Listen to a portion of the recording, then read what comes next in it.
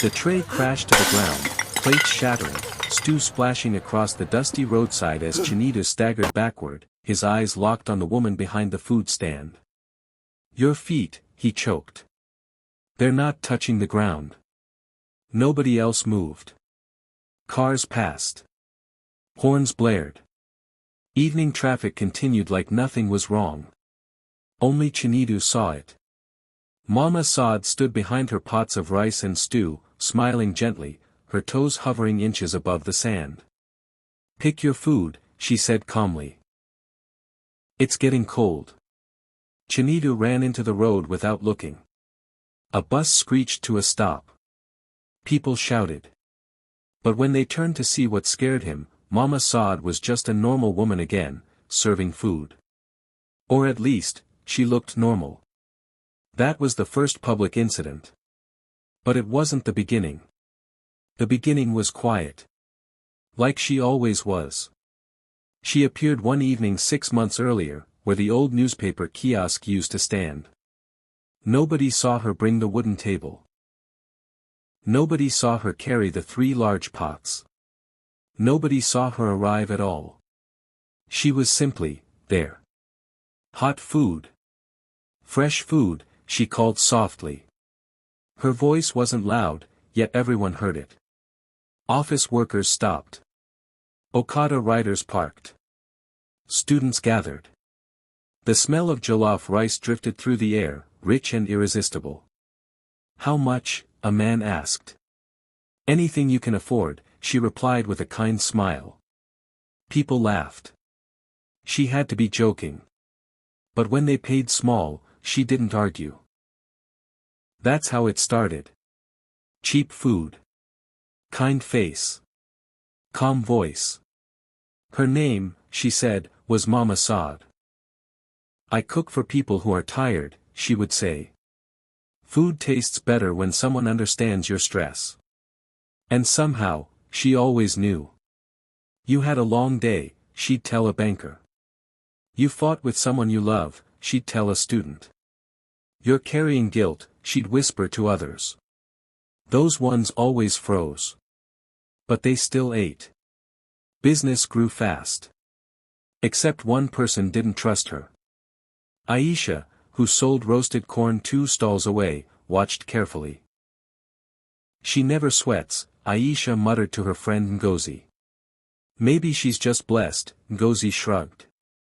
"No flies touch her food," Aisha continued. "And have you seen her pack up at night?"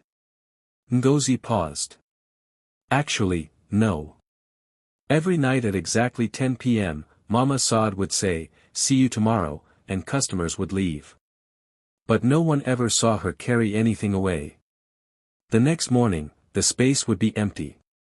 Then by evening, she'd be back. Like she grew from the ground.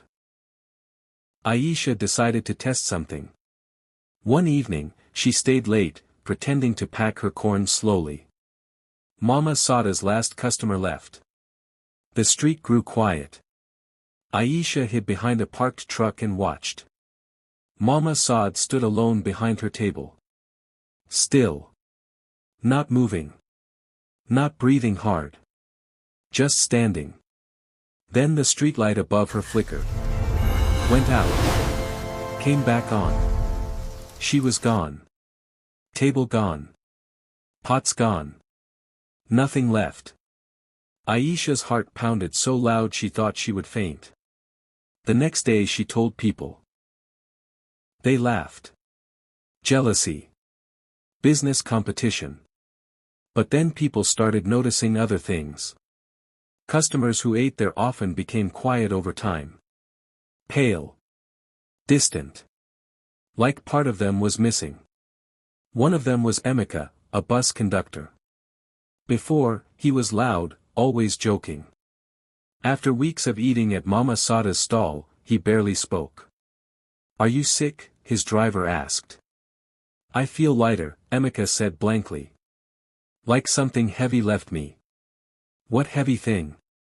Emeka stared into space. "I don't remember." That night, he didn't go home. His wife came looking the next day. People said they saw him standing beside Mama Sade's stall after closing, staring at nothing. Then he was gone.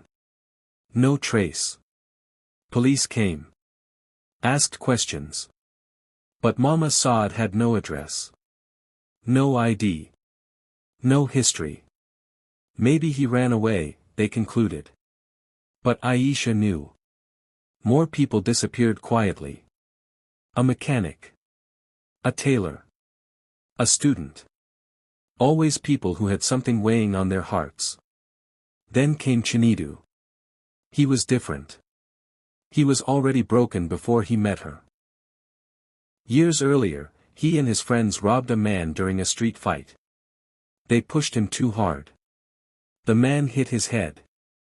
Died. They ran. Chinidu never told anyone. But the guilt ate him daily. The first time Mama Sade served him, she looked deep into his eyes. "You haven't slept peacefully in years," she said. His hands trembled. "How do you know?" "Eat," she replied. He did. That night he slept without dreams for the first time in years. He returned the next evening. And the next. Each time, the memory of that man's face faded a little. Until he could barely recall the event. "See?" Mama Sade would say gently. "Food heals. But healing has a cost." Chinidu started seeing shadows. People standing near the stall. Watching. Not moving. Faces blank. One looked like the man who died that night. He tried to stop eating there. But at sunset, hunger twisted his stomach painfully. Not normal hunger. A pull. Like a rope tied inside him. That was the evening the tray fell. When he saw her feet above the ground. When he ran into traffic. That broke the illusion. Others began looking closer. Aisha gathered courage. She walked to the stall during a busy evening. "Where is your home?" she asked Mama Sade. The woman smiled. "Here." "No, where do you sleep?" "Where hungry souls gather." Aisha shivered. "Who are those people that stand beside you at night?" Mama Sade's smile faded slightly. "Customers who stayed." Aisha stepped back. "Stayed? They found peace. Or you took them." Mama Sade's eyes darkened. "Be careful what you accuse." That night, Aisha dreamed of a woman crying beside a road, people passing without stopping. The woman looked up. It was Mama Sade. Next evening, Aisha didn't open her corn stand. She went straight to Mama Sade. "Who were you?" she demanded. The street felt quieter. Sounds muffled. Mama Sade sighed. "I was like you. I sold food. Long ago. Nobody cared if I lived or died.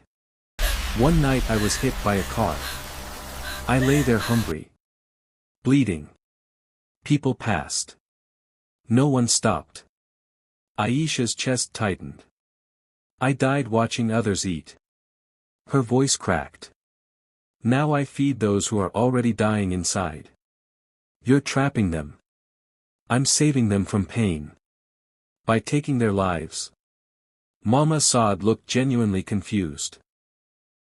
"They are already halfway gone. Guilt hollows them. Regret starves them. I just finished the process." Behind her, shapes began forming. Faces of missing people. Dim. Transparent. Aisha's legs shook. "Let them go. They don't want to leave," Mama Sade whispered. Chinidu walked up slowly. Eyes empty. "Food is ready," he murmured. Aisha grabbed him. "Remember your mother." He blinked. For a second. Mama Sade hissed. "Don't wake them." Aisha shouted, "You don't need to stay here." The spirits flickered. Mama Sade's calm broke. Her voice deepened. "They belong to me. I fed them when the world didn't. The air grew heavy. Pots rattled. Steam turned dark. Aisha cried, we carry guilt so we can fix things. Not escape them. Chinidu clutched his head. Memories flooded back. The dead man's face. The blood. He screamed. Mama Sade shrieked. The ground cracked beneath the stall. Run! Spirits wailed.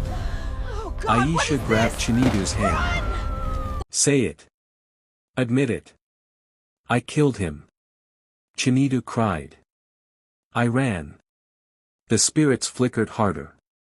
Mama Sade staggered back like struck. Truth burned her. Others nearby began crying too. Hidden sins surfacing. Lies. Betrayals. Confessions filled the air. The spirits thinned. Fading. Mama Sade reached out desperately. No. Don't leave me. One by one, they vanished. Only she remained. Alone. Her form flickering. She looked smaller. Not terrifying. Just tired. So hungry, she whispered. Aisha stepped forward gently. Let go. Mama Sade closed her eyes. Her body dissolved like smoke. The stall collapsed. Gone.